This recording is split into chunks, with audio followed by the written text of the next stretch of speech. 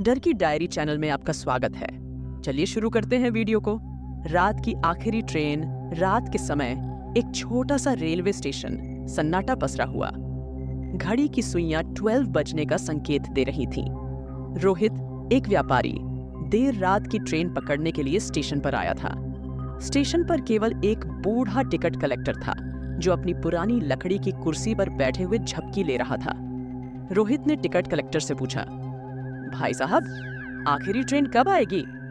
Ticket collector ने धीमी आवाज में कहा, अभी कुछ ही देर में आएगी, लेकिन एक बात ध्यान रखना, रात की आखिरी ट्रेन में सफर करना सुरक्षित नहीं है।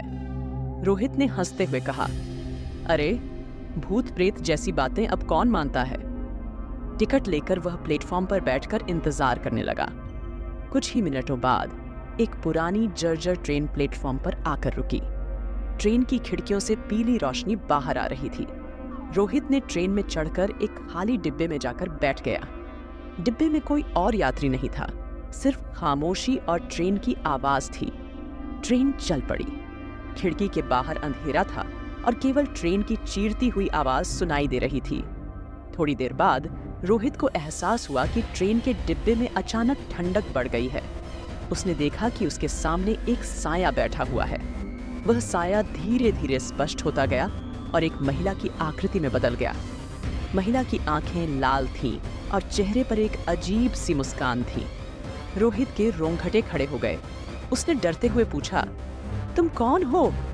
महिला ने धीरे से कहा, मैं वही हूँ जिसे तुमने इस ट्रेन में कभी देखा नहीं।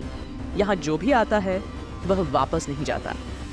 रोहित ने दरवाजे की तरफ भागने की कोशिश की, लेकिन दरवाजे बंद हो चुके थे। ट्रेन की स्पीड भी बढ़ गई थी। महिला धीरे धीरे रोहित के पास आ रही थी।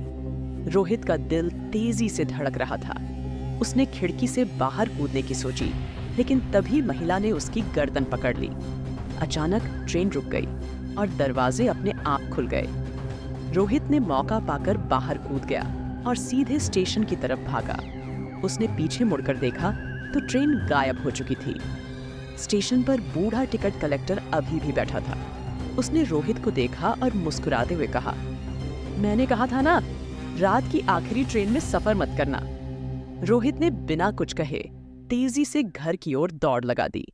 वह जानता था कि उसने एक बहुत बड़ी गलती की थी और वह कभी भी रात की आखिरी ट्रेन को नहीं भूलेगा।